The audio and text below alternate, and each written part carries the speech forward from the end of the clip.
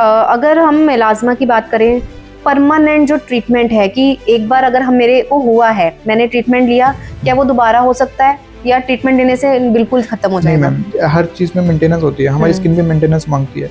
और मिलाज़्मा एक ऐसी कंडीशंस है कि ये दोबारा रीकर हो सकती है। अगर हम बात करें कि बॉडी के सबसे ज़्यादा किस पार्ट को ये इफ़ेक्ट करता है? सी वैसे तो फंगस जो है बॉडी के किसी भी पार्ट्स में हो सकती है, जी। सपोज स्किन में, हेयर में, नेल्स में, बट मोस्ट कॉमनली ये हमारी स्किन के फोल्ड्स में ज़्यादा होती है। पाउडर्स होते हैं फंगल वाले, वो यूज़ करते हैं और इतना ज़्यादा यूज़ करते हैं, उसके बाद वो डॉक्टर्स के पास जाते हैं। तो क्या ये यूज़ करना सही रहता है? सी टेल्कम पाउडर्स उसमें कोई एंटी फंगल मेडिकेशंस नहीं होती। हाँ। टेल्कम पाउडर्स में सिर्फ फ्रेग्रेंस होती है। ओके। टेल्कम पाउडर्स यस हमारे एरिया को, स्किन के एरिया को थोड़ी देर के लिए ड्राई कर देते हैं, दैट्स इट। कि आजकल जितने भी सोशल मीडिया पे इन्फ्लुएंसर्स हैं, वो अलग अलग वेराइटीज ऑफ स्किन ट्रीटमेंट्स बताते हैं, तो आप उससे कितना सहमत हैं? मैं सिर्फ इतना ही कहना चाहूँगा इस टॉपिक के बारे में, थोड़ा कंट्रोवर्शियल टॉपिक है ये। मैं सिर्फ इतना ही कहना चाहूँगा कि बिना कोई मेडिकल एडवाइस के, बिना कोई सर्टिफाइड डर्मेटोलॉजिस्ट या स्किन स्पेशलिस्ट के एडवाइस के बिना कुछ भी यूज़ ना करें। हमारी मेडिकल लैंग्वेज में इसको मीठा जहर भी बोलते हैं, बिकॉज इस चीज़ में ये है कि जितना पेशेंट जितने दिन लगाएगा, सपोज उसने हम महीना लगाई जी। महीने में उसका ज़रूर उसको देखो कुछ ना कुछ रिजल्ट तो लेके आएगा स्टेरॉइड, ठीक है, बट जैसे ही वो उसको छोड़ेगा, दो दिन, 5 दिन, 10 दिन छोड़ेगा, वो डबल, ट्रिपल, 4 गुना, 5 गुना नुकसान करके छोड़ेगा पेशेंट। ओवर द मेडिकेशन की बात कर रहे हैं हम, तो क्या कोई ऐसी क्रीम है जो गोरा कर देती है? ये चीज़ सिर्फ ये है कि जो स्किन कलर है वो हमारा जेनेटिक होता है, बिल्कुल वो ही रहेगा, गोरा नहीं होगा कोई पेशेंट। नमस्कार, मैं कपिला और आपका आज एक बार फिर से एक नई इन्फॉर्मेशन और पॉडकास्ट में स्वागत है। तो आज का जो पॉडकास्ट होने वाला है वो आपकी स्किन को लेकर होने वाला है। आज हम बात करने वाले हैं स्किन रिलेटेड जितने भी इश्यूज और कंसर्न्स होते हैं उसके बारे में, जैसे कि फंगल इन्फेक्शन, मेलाज़्मा, और आज एक बहुत ही इंपॉर्टेंट टॉपिक पे भी बात करने वाले हैं और वो है स्टेरॉइड्स का मिसयूज। तो आज इन सभी चीज़ों पर बात करने के लिए मैं पहुंची हूँ आदमपुर के सिटी स्किन केयर हॉस्पिटल में और मेरे साथ मौजूद है डॉक्टर शलभ सिंगला जो एक डर्मेटोलॉजिस्ट हैं। तो आज इन्हीं से हम बहुत सारे सवालों के जवाब जानने वाले हैं। हो सकता है इस पॉडकास्ट के माध्यम से आपकी स्किन बेटर हो पाए। तो डॉक्टर साहब, आपका बहुत बहुत स्वागत है। Thank you for this opportunity, it's a pleasure to be here. Thank you so much sir. तो सर, जैसे कि हम बात आज करने वाले हैं स्किन इश्यूज पे, तो सबसे पहले मैं यही जानना चाहती हूँ, हमारे व्यूअर्स भी शायद यही जानना चाहते हैं कि बारिश का मौसम है और इस मौसम में स्किन बहुत ज़्यादा, आपको पता ही है किस तरह की हो जाती है, फंगल इन्फेक्शन सबसे ज़्यादा जो खतरा बढ़ जाता है, तो ऐसा होता क्यों है? सी बेसिकली फंगल इन्फेक्शंस को ग्रो करने के लिए वार्म, मॉइस्ट और ह्यूमिड टेम्परेचर्स की रिक्वायरमेंट रहती है। जी। तो समर्स में और रेनफॉल वाले सीजन में, रेनी सीजन में फंगल इन्फेक्शंस ग्रो करते हैं इजीली, बिकॉज उस टाइम पे वार्म मॉइस्ट टेम्परेचर ज़्यादा होता है, प्लस इन दिनों पे स्वेटिंग भी बहुत ज़्यादा होती है। तो ये एक ऑप्टिमम टेम्परेचर मिल जाता है, ऑप्टिमम एनवायरनमेंट मिल जाता है फंगस को ग्रो करने के लिए। तो इसीलिए इन्हीं सीजन में ज़्यादा कॉमन रहती है ये चीज़। ओके। अगर हम बात करें कि बॉडी के सबसे ज़्यादा किस पार्ट को ये इफेक्ट करता है? सी वैसे तो फंगस जो है बॉडी के किसी भी पार्ट्स में हो सकती है, सपोज स्किन में, हेयर में, नेल्स में, बट मोस्ट कॉमनली ये हमारी स्किन के फोल्ड्स में ज़्यादा होती है, सपोज हमारे एक्सिला वाले एरिया में, ग्रॉइन एरियाज में और बटेक्स वाले एरिया में, बिकॉज यहाँ पे पसीना, पानी ज़्यादा इकट्ठा रहता है, तो इन्हीं एरियाज में ज़्यादा फंगस ग्रो करती है। ओके। जैसे आपने बताया ये रीजन कि यहाँ जो हमारे मेन जहाँ पे फोल्डिंग वाली चीजें होती है वहाँ पे ज्यादा रहता है, लेकिन क्या इसका एक रीजन ये भी हो सकता है कि जो टॉवल्स होते हैं, अगर मैं एक दूसरे का टॉवल्स भी यूज करें उससे भी कुछ ऐसा असर पड़ता है? बिल्कुल, फंगल इन्फेक्शंस के केसेस में स्पेशली शेयरिंग ऑफ टॉवल्स और क्लोथ्स तो बिल्कुल नहीं करनी चाहिए यूज। ओके। सपोज किसी को फंगल इन्फेक्शन है, सपोज उसको एक भी लीजन है फंगस का और अगले किसी नेक्स्ट पर्सन ने वो टाल, वो क्लोथ यूज किया, तो वो उसको भी हो सकती है।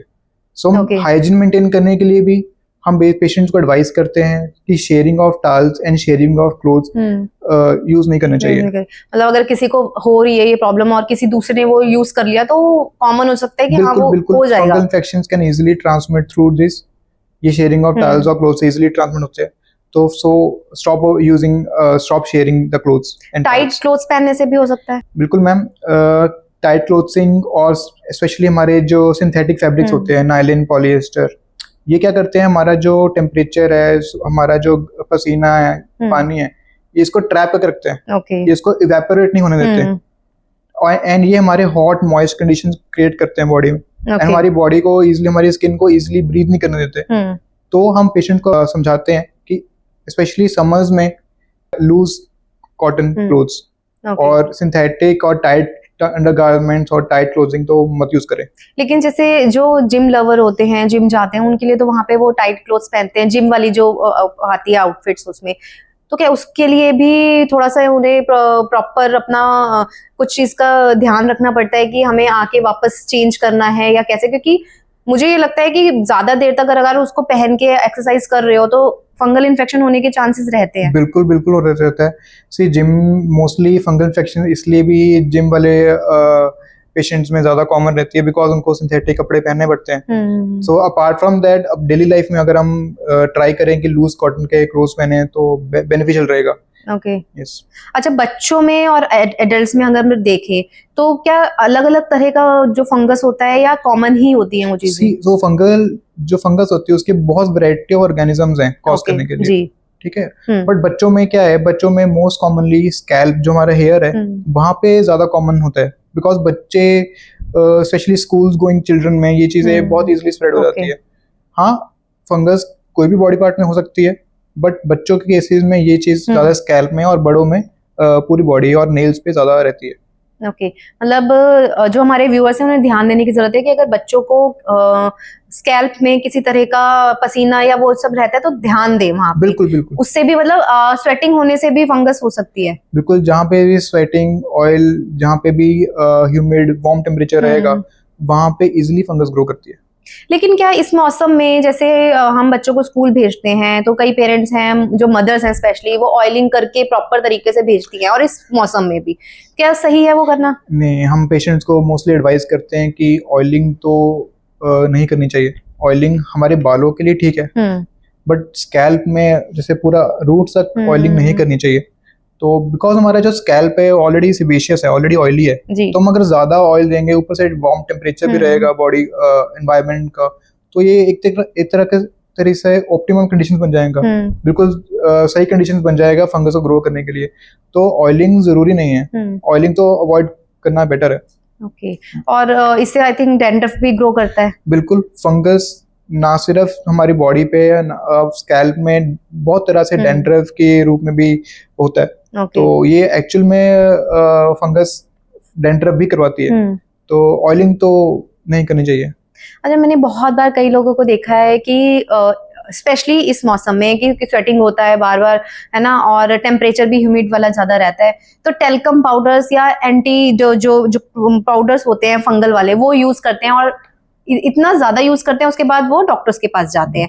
तो क्या ये यूज करना सही रहता है? सी, टेल्कम पाउडर्स उसमें कोई एंटी फंगल मेडिकेशंस नहीं होती। टेल्कम पाउडर्स में सिर्फ फ्रेग्रेंस होती है। ओके, टेल्कम पाउडर्स यस हमारे एरिया को, स्किन के एरिया को थोड़ी देर के लिए ड्राई कर देते हैं, that's it. Other than that वो कोई बेनिफिशियल, कोई ट्रीटमेंट, कोई क्योर नहीं कर रहे हैं फंगस को। Rather if you want to use any powder, कोई हमें पाउडर यूज करना, तो डस्टिंग पाउडर्स आते हैं मार्केट में, सपोज जैसे क्लोट्रिमाजोल कैंडिड के नाम से, तो वो आप यूज कर सकते हो। मतलब अगर डॉक्टर रेकमेंड करे तो यूज कर सकते हैं। बिल्कुल, टेल्कम पाउडर्स नहीं यूज करने चाहिए, dusting powders can be use. अच्छा, ना सिर्फ इस मौसम में, वो कभी भी नहीं ऐसे यूज करना चाहिए? टेल्कम पाउडर्स का ऐसा कोई हार्म नहीं है, ना कोई यूज है, तो कोई फायदा नहीं यूज करने का। रादर देन यूजिंग, आप डस्टिंग पाउडर यूज करिए, वो आपकी फंगल इन्फेक्शन में तो थोड़ा बहुत हेल्प करेगा जरूर। ओके, मतलब लोगों को ये लगता है कि जहाँ स्वेट हो रहा है वहां पे हम पाउडर डालेंगे, वो ड्राई रहेगा, एंड देन वो सही रहेगा हमारे लिए। जो हमारे ग्रॉइन वाले एरियाज होते हैं, हमारे अंडर आर्म वाले एरियाज होते हैं, यहाँ पे पसीना और पानी इकट्ठा रहता है, तो ये वाले एरिया को थोड़ा ड्राई रखना जरूरी है, स्पेशली इन मौसम में, समर में, रेनी सीजन में। तो यस, यहाँ पे इन सीजन में बेसिकली जो डस्टिंग पाउडर्स होते हैं, वो एंटी फंगल पाउडर्स होते हैं, वो यूज कर सकते हो, वो यूज कर किया जा सकता है। अच्छा, फंगल इन्फेक्शन और जो हमारा हाइजीन है, उनका आपस में बहुत गहरा रिलेशन है, तो उसके बारे में आप थोड़ा बताओ। सी, फंगल इन्फेक्शन का सीधा रिलेशन सफाई से है, हाइजीन से है। जितनी ज्यादा से ज्यादा सफाई रखेंगे हम, उतना ही कम रिस्क रहता है फंगस को ग्रो करने के लिए। जितनी सफाई हम ज्यादा कम रखेंगे उतनी फंगस ज़्यादा ग्रो होगी। तो हम पेशेंट्स को नॉर्मली एडवाइस करते हैं, जब पेशेंट्स नहा के आते हैं, जब लोग नहा कर आते हैं, वो अपने टाल से ये वाले एरियाज, एक्जिला वाले एरियाज, ग्रॉइन वाले एरियाज को अच्छे से क्लीन करे, ड्राई करे, ताकि वहाँ पे हल्का सा भी पानी या स्वेट इकट्ठा ना हो। ठीक है। अपने अंडरगारमेंट्स को, अपने जो सॉक्स हैं और अपने कपड़ों को डेली चेंज करें, repeatedly wearing of same undergarments और क्लोथ्स ना करें। ठीक है। तो जितनी ज़्यादा सफाई रखेंगे पेशेंट्स, जितनी ज़्यादा सफाई रहेगी इन एरियाज में, उतना ही लेस चांस है फंगस ग्रो होगी। ओके अच्छा, जैसे कि डॉक्टर साहब स्किन पे किस तरह से जो है फंगल इन्फेक्शन होने का, अगर हम सिर्फ फेस एरिया की बात करें तो किस चीज से ज्यादा इफेक्ट होता है? वो किस चीज से इफेक्ट होता है? लाइक मतलब कि अगर आपके फेस पे पिंपल्स हो रखे हैं तो क्या इस मौसम में वो फंगल वाला जो कुछ प्रॉब्लम होता है वो हो सकता है? सिर्फ फंगस की बहुत वैरायटी है। Fungus, as I told you earlier also, fungus हमारे स्कैल्प में डैंड्रफ के रूप में भी आ सकती है। ओके ठीक है। Fungus similar kind of picture जो हमारी बॉडी पे हो रही है फंगस, वो हमारे फेस पे भी हो सकती है। तो फंगस की बहुत सारी प्रेजेंटेशन है। फंगस हमारे नेल में हो सकती है, मतलब बॉडी हेड टू टो कहीं भी, फुल बॉडी में कहीं पे भी वो ग्रो कर सकता है। बिल्कुल, वो डिपेंड करता है फंगस कॉजिंग ऑर्गेनिजम्स के बारे में। ठीक है। बहुत तरह की इसमें वैरायटी होती है, तो हर तरह की वैरायटी हर किसी अपने स्किन में, हेयर में और नेल में हो सकती है। अगर हम आपके हॉस्पिटल की बात करें तो सबसे ज्यादा किस तरह के फंगल इन्फेक्शन के पेशेंट्स आते हैं? मोस्ट कॉमनली हमारे पास जो पेशेंट्स ज्यादा आते हैं वो अडल्ट्स में आते हैं। अडल्ट्स में पेशेंट्स के जो ग्रॉइन एरियाज होते हैं, एक्सिला और बटेक्स के एरिया में, पेशेंट्स यहाँ पे फंगस के जो लीजन्स है, निशान है, वो लेके ज्यादा आते हैं। ओके, ये चीज है। बाकी फंगल आजकल जैसे सपोज डायबिटिक पेशेंट्स हैं, उन पेशेंट्स में फंगस, जो नेल की फंगस है, वो भी बहुत कॉमन है आजकल।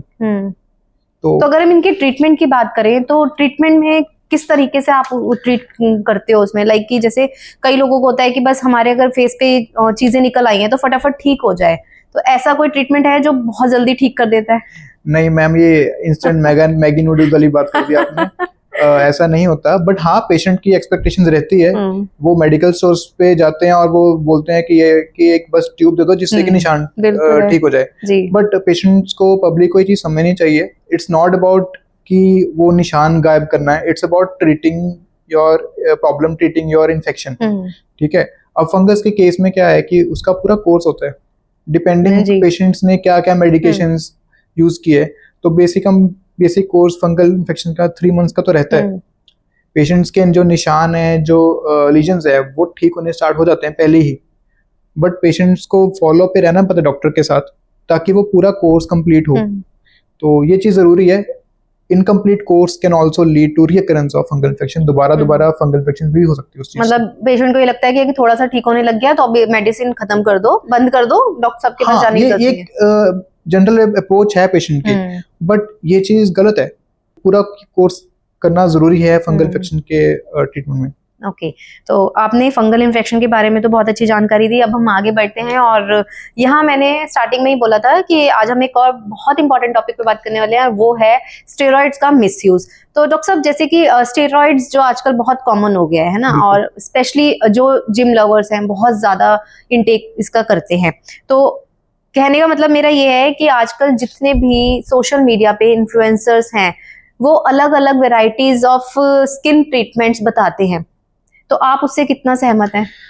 मैं सिर्फ इतना ही कहना चाहूंगा इस टॉपिक के बारे में, थोड़ा कंट्रोवर्शियल टॉपिक है मैं सिर्फ इतना ही कहना चाहूंगा कि बिना कोई मेडिकल एडवाइस के, बिना कोई सर्टिफाइड डर्मेटोलॉजिस्ट या स्किन स्पेशलिस्ट के एडवाइस के बिना कुछ भी यूज ना करे।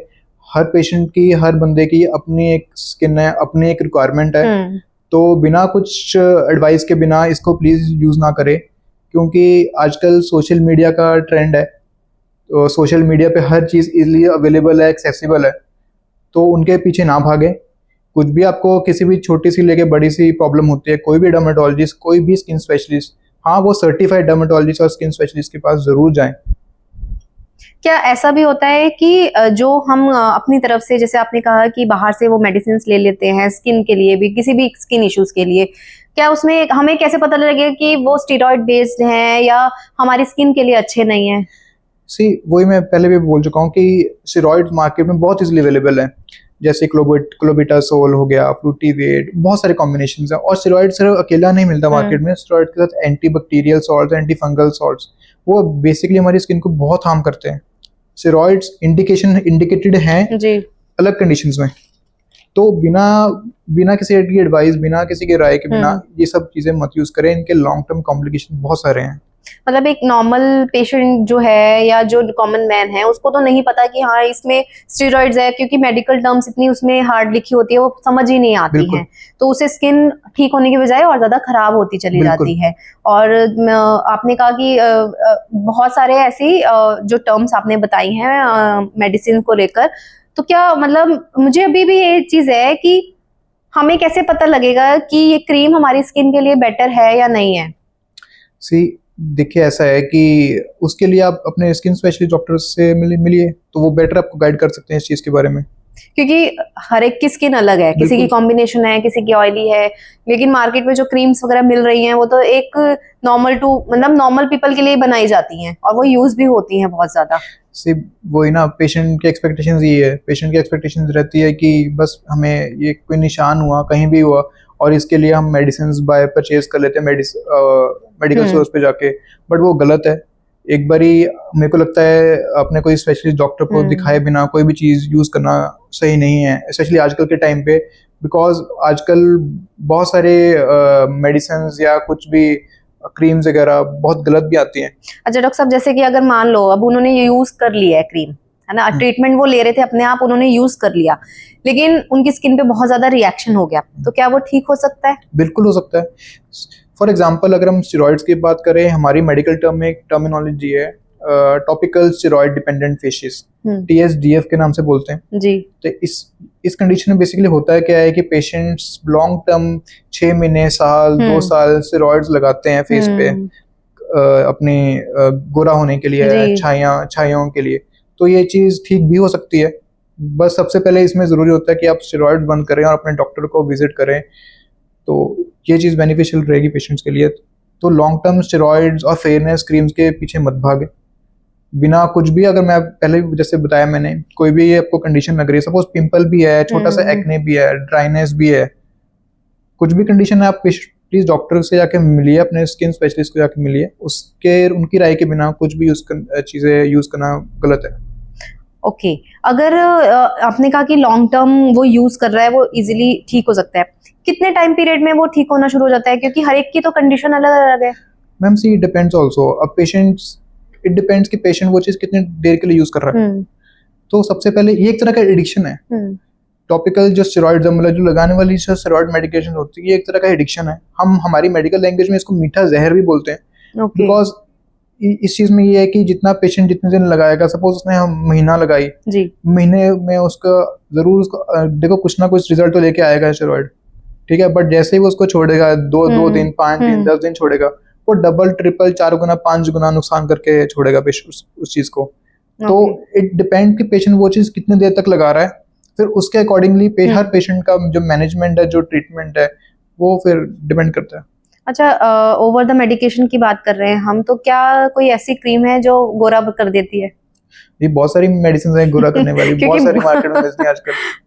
क्योंकि बहुत सारे ऐसे व्यूअर्स हैं जो ये जानना ही चाहेंगे कि कई सब लोगों को शौक होता है कि हमें गोरा होना है, लेकिन जिनका जो रंग एक नॉर्मल जो रंग है ही है ना, गॉड ने जो दिया है, गोरा है या काला है, तो कुछ ऐसा सब लोग सोचते हैं कि हमें कोई ऐसी क्रीम मिल जाए जिससे हम फटाफट गोरे हो जाए, तो ऐसी क्या वाकई में कोई ऐसा जादू है? देखिए ऐसा कोई जादू नहीं है, ये चीज सिर्फ ये है कि जो स्किन कलर है वो हमारा जेनेटिक होता है, बिल्कुल वो ही रहेगा, गोरा नहीं होगा कोई पेशेंट, ठीक है। हाँ ये वाली जो क्रीम्स रहती है थोड़ी देर में जरूर थोड़ा स्किन लाइट कर देती हैं, बट ये लॉन्ग टर्म जो कॉम्प्लिकेशंस करती हैं पेशेंट्स को, वो चीज भी समझनी चाहिए। तो यही एडवाइस रहेगी पेशेंट के लिए कि गोरा होने या फेयर होने के लिए मत भागे। हाँ जो भी आपको कंडीशन है, सपोज ग्लो चाहिए, टेक्सचर चाहिए इम्प्रूवमेंट, किसी तरह का पिंपल इम्प्रूवमेंट, स्कार्स, रिंकल, जो भी है उस कंडीशन, वो चीजें ट्रीटेबल है, मैनेज हो सकती हैं। आपने वो चीजें करवानी है, वो चीजें जरूर करवा सकते हैं आप डॉक्टर से मिलके, बिना, हाँ बिल्कुल, आजकल स्किन स्पेशलिस्ट डॉक्टर से मिलके ही आप वो चीजें फॉलो कर सकते हैं।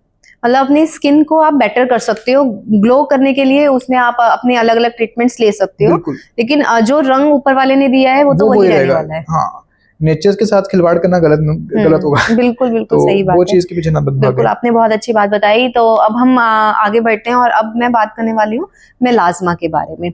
तो बहुत सारे मेरे ख्याल से आई थिंक 70-80% लोगों को ये होता भी है, बिल्कुल स्पेशली जो बहुत ज्यादा ऐसे रूरल एरियाज में रहती हैं लेडीज, वो अपनी स्किन की केयर अच्छे से नहीं कर पाती हैं। लेकिन सबसे पहले फिर हम उनके लिए यही जानना चाहते हैं मेलाज़्मा क्या होता है और इसके रीजंस क्या हैं होने के। मिलाज़्मा को हम लेमन लैंग्वेज में छाइयाँ भी बोलते हैं। मिलाज़्मा है क्या चीज़? मिलाज़्मा एक स्किन की कंडीशन है जी, जिसमें कि हमारे जो कलर प्रोड्यूसिंग सेल्स होते हैं उनकी हाइपर एक्टिविटी हो जाती है। वो तेजी से काम करना स्टार्ट कर देते हैं, जिससे कि मेलानिन ज्यादा बनना स्टार्ट हो जाता है। तो हमारे स्किन पे फिर तभी हम नोट करते हैं डार्क ब्राउन ब्लैक कलर के पैचेस बनने स्टार्ट हो जाते हैं। ये मोस्ट कॉमनली फीमेल्स में कॉमन है। रिप्रोडक्टिव एज में सपोज 20 से लेकर 40 ईयर्स ऑफ एज ग्रुप में ये बहुत कॉमन है। प्रेगनेंसी में बहुत कॉमन है, एंड स्पेशली उन पेशेंट्स में जिनकी एक्टिविटी आउटडोर रहती है, जो ज्यादा सन एक्सपोजर से प्रोलॉन्ग्ड है, जो प्रोलॉन्ग सन एक्सपोजर में है, तो उन लोगों में स्पेशली ये ज्यादा कॉमन है। ओके, तो इसको अगर हम ट्रीट करना चाहें तो क्या ट्रीटमेंट देते हैं आप? मिलाज़्मा के केसेस में सबसे पहले पेशेंट की हिस्ट्री बहुत इंपॉर्टेंट है, क्योंकि मिलाज़्मा एकदम से नहीं होता। मिलाज़्मा 6 मंथ्स 1 ईयर 2 ईयर बहुत आराम से पैदा होता है मिलाज़्मा, और इसको ट्रीटमेंट भी इसका स्लो एंड स्लो होता है। तो इसमें कुछ लगाने के मेडिकेशन होते हैं, कुछ खाने की मेडिकेशन होती है। हाँ, कुछ प्रोसीजर्स भी होते हैं जैसे कि पील्स, लेजर्स वगैरह, माइक्रो नीडलिंग एक्सेट्रा। बट हाँ, सबसे पहले इसमें पेशेंट की जो सपोज पेशेंट का हार्मोनल इम्बैलेंस है जी, तो वो चीज़ें भी करेक्ट होना ज़रूरी है। न्यूट्रिशनल डेफिशिएंसी अगर हो, सपोज विटामिन B12 की, फेरेटिन की, आयरन की, अगर उसकी कमी भी हो तो उन चीज़ों से भी मिलाज़्मा होता है। अगर पेशेंट का स्ट्रेस लेवल बहुत ज़्यादा है तो उन चीज़ों से मिलाज़्मा बहुत ज़्यादा होता है। अगर पेशेंट की स्लीप डिस्टर्ब है, अगर हमने ज़रूर देखा होगा कि अंडर आइज पेशेंट की डार्कनेस होनी स्टार्ट हो जाती है, तो अगर स्लीप डिस्टर्ब है तो वो चीज़ें पहले करेक्ट करनी ज़रूरी है। तो वही मैं समझा रहा था कि सिर्फ ट्रीटमेंट के पीछे मत भागे, prevention is also very important for every condition, for every skin condition, क्योंकि ये चीज़ें बिल्कुल हिडन रहती हैं। Diet, sleep, stress and nutritional deficiencies, ये चीज़ें बहुत साइलेंटली रहती हैं, बड़े साइलेंटली आपको बहुत नुकसान पहुंचाती हैं।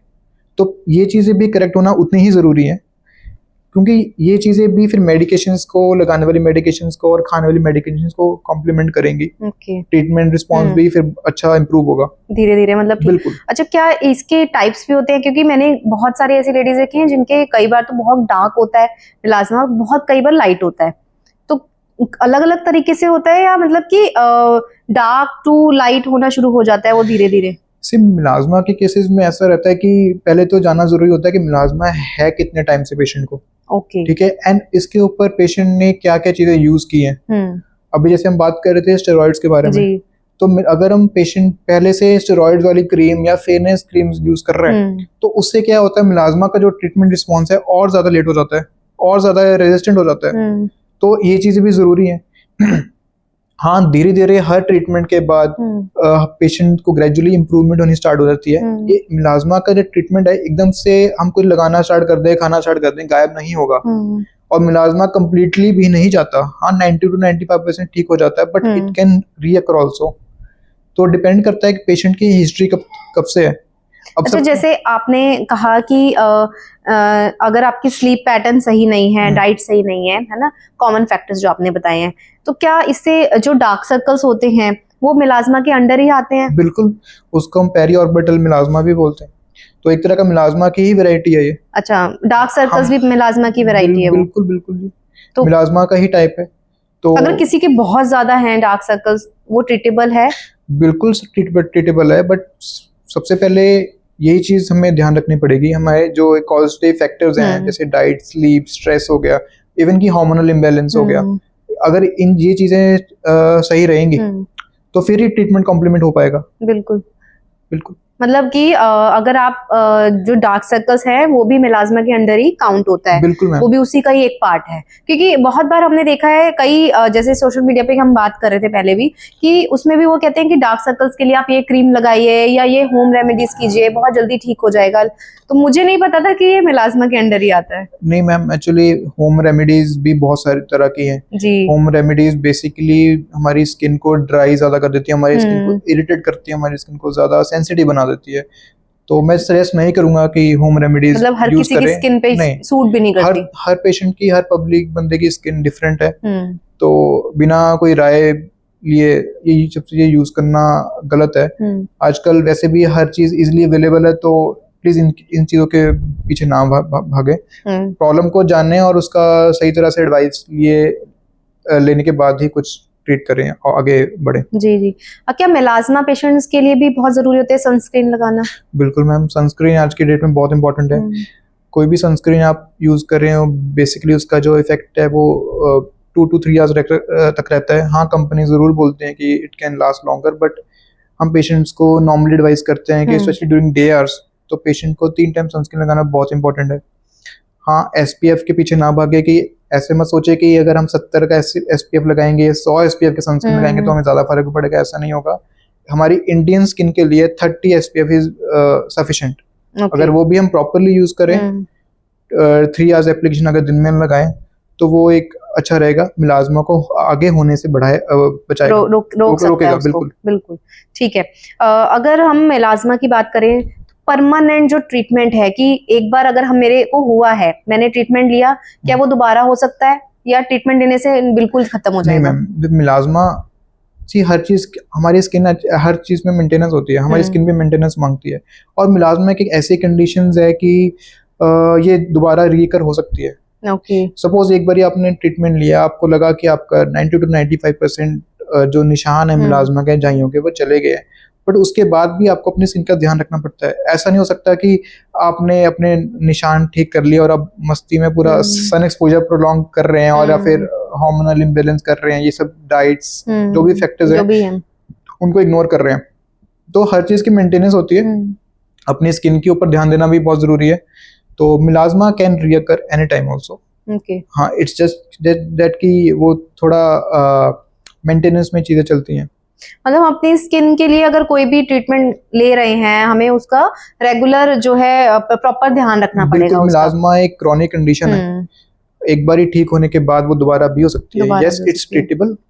यस, मतलब ट्रीटेबल है, लेकिन अगर आप उसको प्रॉपर तरीके से अपने स्किन का रूटीन जो है आप प्रॉपर करते हो तो वो दोबारा होने के चांसेस कम रहते हैं। हो सकता है लेकिन कम हो जाएंगे। बिल्कुल। ओके। प्रिवेंशन की अगर हम बात करें तो आपने यही बताया है कि वही अपनी जितनी भी आप रूटीन यूज कर रहे हैं उसका पूरा ध्यान करें, लेकिन यहाँ आप हमारे व्यूअर्स के लिए ये क्या बताना चाहेंगे कि किस तरह का जो रूटीन है हमारी स्किन के लिए बेटर रहता है? सबसे पहले मिलाज्मा के केस में सन एक्सपोजर, जैसे मैंने बात की, सनस्क्रीन की डेली एप्लीकेशन बहुत इंपॉर्टेंट है।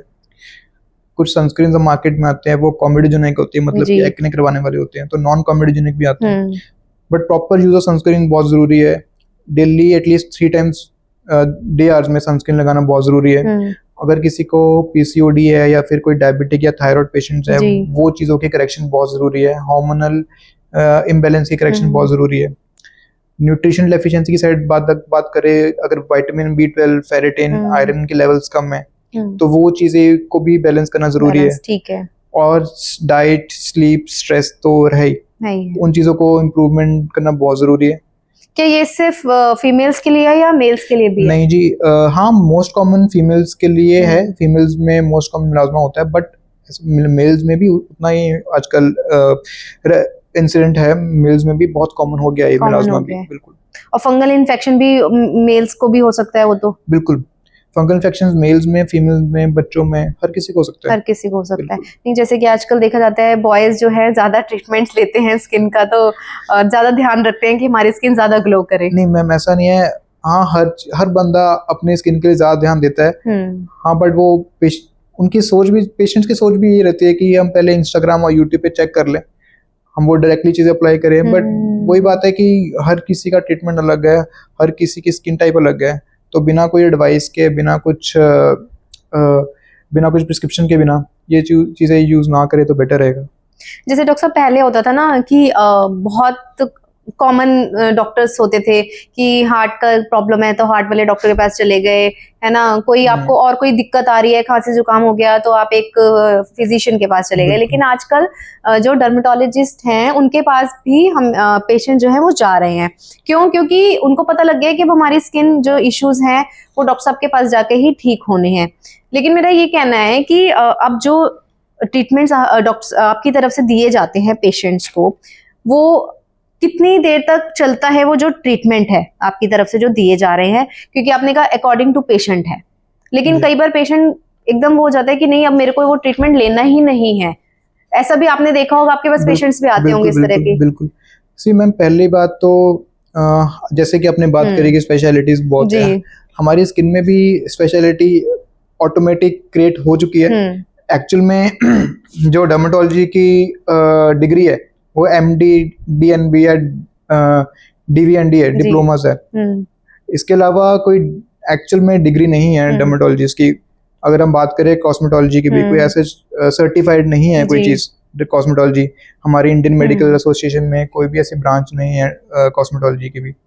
हाँ, जैसे अब आपने बोला कि स्किन की जो ट्रीटमेंट है वो लॉन्ग चलती है। बिल्कुल, स्किन का कोई भी ट्रीटमेंट है मोस्टली वो लॉन्ग टर्म चलती है। बट हाँ, एक बार ही पेशेंट को ट्रीट करने के बाद हम उस चीज़ को, हम मेडिसिन को मेंटेनेंस पर रख देते हैं ताकि वो चीज़ रियकर ना हो। अच्छा, हाँ, अगर हमें बंद भी करने पड़ी मेडिकेशन तो हम वो स्लोली बंद करते हैं। ऐसा नहीं करते कि आज सपोज मैंने मेडिसिन खाई और मैंने कल बंद कर दी, मुझे रिलाम, ऐसा नहीं होता। हम पेशेंट वो जो मेडिकेशन है वो स्लोली बंद करते हैं ताकि वो चीज दोबारा रिएक्ट। आप मेडिकेशन की बात कर रहे हो तो क्या ऐसा भी होता है, जैसे मान लो कोई डायबिटिक पेशेंट है, फीमेल है, उसको मेलाज्मा है या कोई स्किन इश्यूज हैं, तो वो साथ साथ मेडिसिन वो उसकी चल सकती है? सी, ऐसा होता है मोस्टली वो चेक करना पड़ता है कि कौन सी मेडिकेशन, जैसे सपोज डायबिटिक की बात करी आपने, डायबिटिक या फिर कोई पेन किलर्स अगर पेशेंट्स ले रहा है, मोस्टली पेन किलर्स या फिर एंटी एंजाइटी ड्रग्स भी मिलाज्मा को बढ़ाती हैं। वो एक बार ही चेक करना पड़ता है कि मिलाज्मा की अगर जो कोई खाने वाली मेडिकेशन चल रही है और जो डायबिटिक की मेडिकेशन चल रही है वो क्रॉस चेक ना हो, तो उस कंडीशन में दोनों वो कंसल्टेंट्स की, फिजिशियंस की राय लेना इम्पोर्टेंट है। ओके, मतलब कि प्रॉपर तरीके से वो आप कंसल्ट करके देन फिर आगे वो मेडिसिन पेशेंट को दी जाती है। बिल्कुल। आजकल ये भी देखा जाता है कि जितने भी सैलून्स हैं, जितने भी प्रोफेशनल्स हैं, ये लोग भी स्किन ट्रीटमेंट्स देते हैं। क्या वहां से स्किन ट्रीटमेंट्स लेना सही है? जी, मैं नहीं रेकमेंड करता ये चीज़, बिकॉज मैं हमेशा चाहूंगा कि पेशेंट को अगर सपोज एक्ने भी निकला है, अगर ड्राइनेस भी है, पेशेंट ने कुछ भी छोटा से छोटा ट्रीटमेंट करवाना है वो अपने डर्मेटोलॉजिस्ट डॉक्टर के पास ही जाए। जैसे कि मैंने बताई डिग्रीज, डिप्लोमास, MD या फिर DNBs, इनके ये सर्टिफाइड डिग्रीज हैं डर्मेटोलॉजिस्ट की, इनके साथ ही जाए। सिर्फ डर्मेटोलॉजिस्ट नाम लिखे, किसने नाम लिखा है तो उनके पीछे मत भागे। मैंने बहुत सारे सैलून्स में देखा है कि बहुत सारे सैलून्स में लोग डर्मेटोलॉजी का बैज लगा के बैठते हैं। बिल्कुल। बट अगर उनसे पूछो कि आपकी डिग्री, आपकी क्वालिफिकेशन कहाँ से है, फिर उनके पास don't have any answer, they just say कि हम कॉस्मेटोलॉजिस्ट है। एक्चुअल में कॉस्मेटोलॉजी नाम की वो चीज नहीं है। इंडियन मेडिकल बोर्ड जो क्योंकि ये बताना बहुत जरूरी है हमारे आजकल के जितने भी व्यूअर्स हैं जो अपनी स्किन से बहुत ज्यादा प्यार करते हैं, क्योंकि बहुत सैलून्स ऐसे वो इन चीजों का फायदा उठा रहे हैं और डर्मेटोलॉजिस्ट के पास पेशेंट जाते ही नहीं है। सी, ऐसा है, इंडिया में हर चीज बिकती है जो ऑनलाइन में है। मार्केटिंग भी अनलिमिटेड नंबर की होती है। तो बोर्ड सर्टिफाइड डॉक्टर्स, डर्मेटोलॉजिस्ट के पास ही जाएं, कोई कॉस्मेटोलॉजिस्ट के पास ना जाए, कोई सैलून्स के पास ना जाए इन चीज़ों के लिए। मैं तो यही रिकमेंड करूंगा पेशेंट्स को। बिल्कुल है, आपने बहुत अच्छी बातें जो हैं आज हमें बताई हैं। आई थिंक हमारे जो व्यूअर्स हैं उनको काफ़ी चीज़ों का पता चला होगा। अब एक लास्ट जो मैसेज है वो हमारे व्यूअर्स के लिए आपकी तरफ से क्या है? मेरी तरफ से पेशेंट्स के लिए, पब्लिक के लिए यही मैसेज रहेगा कि अपनी स्किन का ध्यान रखें। हाँ, बहुत ज़्यादा भी है स्किन कंसर्न होना ज़रूरी नहीं है। आज की डेट में हर तरह का स्किन का ट्रीटमेंट अवेलेबल है। बट हाँ, उससे पहले अपने डॉक्टर, अपने स्पेशलिस्ट को दिखाए बिना ट्रीटमेंट ना लें, क्योंकि हर चीज़ का सोल्यूशन है स्किन के लिए। अगर हम सोल्यूशन को सॉल्व करने के तरीके ढूंढेंगे तो वो ज़रूर सॉल्व होंगे। अगर हम शॉर्टकट की तरफ भागेंगे कि सपोज हमने मेडिकल स्टोर से ले ली, ठीक है, या फिर हमने ऑनलाइन कोई रेटिनॉल ले लिया, रेटिनॉल कोई कुछ भी चीज़ खरीद ली, बिना किसी के एडवाइस के बिना, तो वो गलत है, वो लॉन्ग टर्म आपको जरूर हार्म करेगा और वो एक अच्छी हैबिट भी नहीं है। बिल्कुल है। तो यही चीज है, अपनी स्किन का जरूर ध्यान रखें। बिल्कुल। धन्यवाद डॉक्टर साहब, आपने बहुत अच्छे इंपॉर्टेंट टॉपिक्स पे हमें जो है गाइड किया, हमारे व्यूअर्स को गाइड किया। Thank you so much. Welcome. तो ये थे मेरे साथ डॉक्टर शलभ सिंगला, और ये जो हैं डर्मेटोलॉजिस्ट हैं, आदमपुर में सिटी स्किन केयर हॉस्पिटल के नाम से इनका हॉस्पिटल चलता है। तो इन्होंने आई होप कि जितनी भी बातें आज बताई हैं आपकी स्किन को लेकर, तो आपको ये एपिसोड जो है पसंद ज़रूर आया होगा। यहाँ मैं आपसे बस एक यही बात कहना चाहूँगी कि जो हमारी स्किन है वो सिर्फ ब्यूटी का नहीं बल्कि हमारी हेल्थ का भी एक बहुत ही इम्पॉर्टेंट पार्ट है। तो इससे आप इधर उधर की क्रीम्स लगाकर खराब मत कीजिए, एक सही डर्मेटोलॉजिस्ट के पास जाकर अपने स्किन का जो है ट्रीटमेंट लें। तो इस तरह की और भी हेल्दी और इन्फॉर्मेटिव इंफॉर्मेशन मैं आपके लिए जो है वो लेकर आती रहूंगी। ऐसे पॉडकास्ट आगे भी चलते रहेंगे, तो अगले पॉडकास्ट के लिए ज़रूर वेट कीजिएगा और इस पॉडकास्ट को मैक्सिमम लोगों तक शेयर ज़रूर कीजिएगा, क्योंकि हो सकता है कि इस पॉडकास्ट के माध्यम से किसी की स्किन जो है वो बेटर हो सके। Thank you so much. नमस्कार।